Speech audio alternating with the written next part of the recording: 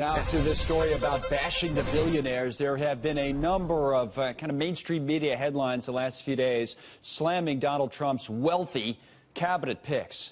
In the Washington Post, the headline was, "Their collective wealth in many ways defies Trump's populist campaign promises." In the Chicago Tribune, populist Trump fills cabinet with billionaires and Wall Street tycoons.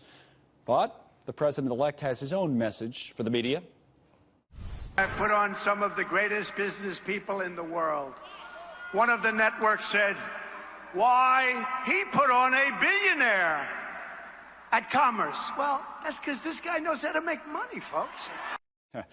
Here now to talk about all of this, Erick Erickson, the Resurgent editor and Fox News contributor. Noelle, Nikpour is also here, GOP fundraiser, and we're joined by Steve Murphy, who's a Democratic strategist. Good to see all three of you.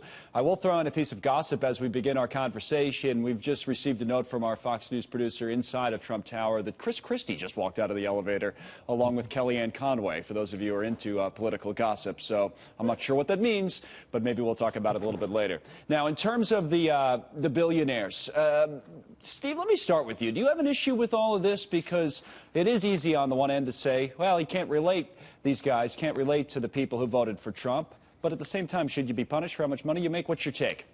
Yeah, look, it doesn't matter to me, really, who these cabinet officers are, who his picks are. It looks to me like he's headed down the road of an orthodox, conservative, Republican administration minus the trade deals. And that's going to, by cutting taxes for the wealthy, by deregulating Wall Street and letting them do whatever they want, running up the deficits, we're quickly going to go into recession again because all those policies together mean interest rates are going to rise. Noelle, what do you say? You know what? I think that who he is appointing are some top-notch people. Number one, Wilbur Ross is taking the place of Penny Pritzker. This is billionaire versus billionaire. Right, and a matter of fact, I think Pritzker is inherited wealth. Wilbur Ross worked for his. So, I mean, if you want to get nitpicky about it, you can look at that. Betsy DeVos, I remember meeting her back in Wyoming years and years ago when she was doing some stuff for Alliance for School Choice. This lady has been pounding the pavement for many, many years and does not have to work, you know, to make life better for children. So these are great appointments. All right, take both of those things, Eric, then, because what Steve brought up is the economic argument that Steve Moore was trying to counter earlier, that these conservative economic policies, and maybe this is a more traditional conservative Republican cabinet that we would have expected from President-elect Trump that we're getting here. Steve's argument, the Democratic argument, is that that's going to lead to another recession. Take up that along with the back and forth about the billionaires, if you can.